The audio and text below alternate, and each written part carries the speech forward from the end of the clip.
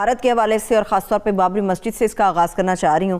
آج یوم سیاہ منایا جا رہا ہے مسلمانوں کی طرف سے۔ بابری مسجد کو شہید کیے ہوئے مکمل 28 برس ہو گئے ہیں۔ دیکھیے یہ پہلا برس ہے، ویسے تو 92 میں بابری مسجد شہید ہوئی تھی، 450 سال پہلے بنی تھی۔ ظاہر ہے بابر کے نام پہ اس کا نام رکھا گیا ہے تو اس وقت بنی تھی، اور 450 سال تو انہیں کبھی اعتراض ہوا نہیں۔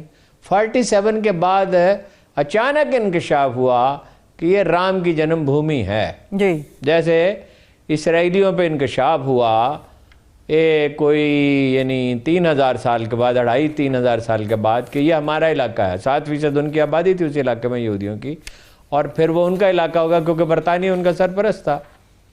اسی طرح یہ انکشاف ہوا ہے ان پہ کہ یہ رام مندر ہے اور یہاں بننا چاہیے اور ان کی جنم بھومی ہے۔ یہ پہلے تو آپ کو پتہ نہیں چلا، اس سے پتہ یہ چلتا ہے کہ کس قدر پاگل پن جنون سوار ہو چکا ہے۔ وہ جو مسولینی اور ہٹلر پہ ہوا تھا، جو کبھی نپولین پہ ہوا تھا، وہ روس میں جا کے گھس گیا تھا اور اپنی عظیم الشان فتوحات انہیں برباد کر لی تھی۔ بعض لوگوں کا ظرف ہی نہیں ہوتا۔ دلچسپ بات بیچ میں ایک یاد آ گئی، وہ آپ کو بتا دوں کہ نپولین جو ہے وہ عربیون نسل تھا تو وہ کرسچین ہی، اور وہ فرینچ نہیں تھا، اٹلی سے آیا تھا۔ ہاں اٹلی سے آیا تھا، اور اس کے خون میں وہی جذباتیت تھی جو بعض عربوں میں ہوتی ہے۔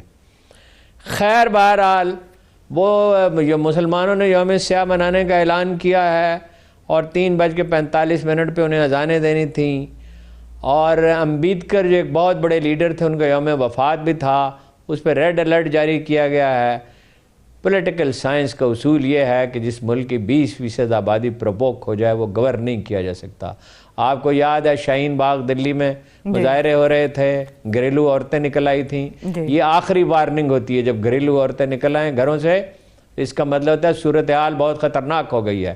کشمیر میں یہی صورتحال ہے اور اس کو سنبھال نہیں سکتے۔ یہ مریم نواز تو کہتے ہیں، یا مولانا فضل الرحمان تو کہتے ہیں کہ انہوں نے پلیٹ میں رکھ کے دے دیا، کسی نے بھی پرواہ نہیں کی۔ انہوں نے بھی کوئی بھرپور سفارتی مہم نہیں چلائی، اور مولانا فضل الرحمان صاحب تو جب تک رہے تو بات ہی نہیں کرتے تھے کشمیر کی شاذ و نادر۔ اور روزنامہ جنگ کے فرائیڈے میگزین میں، اس وقت میرا جمعہ کو چھٹی ہوتی تھی، یا سنڈے میگزین میں ان کا انٹرویو چھپا ہوا ہے، میں جہاد کشمیر کو جہاد ہی نہیں مانتا۔ یہ وہ لوگ ہیں۔ اور زرداری صاحب کہتے تھے محبوبہ مفتی اور عمر عبداللہ نئی لیڈرشپ ہیں۔ اور نواز شریف صاحب نے کشمیر کے معاملے میں یہ کہا تھا کہ اتنا ظلم بھارتیوں نے نہیں کیا ہے کشمیریوں پہ جتنا کہ پاکستانی فوج نے کیا ہے۔ تو اس سے آپ اندازہ لگا لیں یہ کتنے مخلص تھے۔ اور اب بھی کس کو یاد ہے؟ اب بھی کس کو یاد ہے؟ تو انڈیا اندر سے ہمیں کچھ کرنے کی ضرورت نہیں ہے۔ انفیکٹ کچھ زیادہ کرنے کی ضرورت نہیں ہے۔ کچھ کرنے کی ضرورت ہے جس پہ ٹیلی ویژن پہ بحث نہیں کی جا سکتی۔ ہمیں اپنے آپ کو سنبھالنا چاہیے۔ اگر یہ معاشی قوت بن جاتا ہے، یہ پاکستان ایک فوجی قوت تو ہے۔ پاکستانی فوج میں کوئی خودکشی نہیں ہوتی، انڈین آرمی میں ہوتی ہیں، اور کسانوں میں بہت ہوتی ہیں، کسان بھی چڑھے ہوئے ہیں وہاں کیپٹل پہ۔ مجھے آج سکھوں کی طرف سے ایک میسیج آیا ہے کہ ہم تو پاکستان سے اتنی محبت کرتے ہیں اور آپ کو ہماری کوئی پرواہ نہیں ہے، ہمارے ساتھ اتنا ظلم ہو رہا ہے۔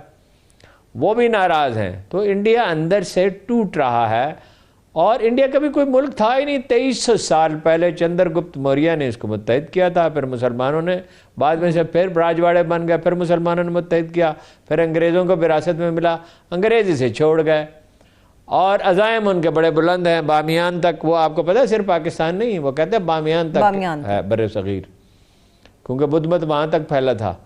تو وہ اپنی موت کو دعوت دے رہے ہیں۔ بڑی پیشنس کے ساتھ اور حکمت کے ساتھ اس سچویشن کو ڈیل کرنا چاہیے۔ اور ایک آخری بات یہ ہے، میرا خیال اب آپ کے پاس وقت نہیں ہے، میرے پاس 1-2 منٹ باقی ہیں ابھی صاحب۔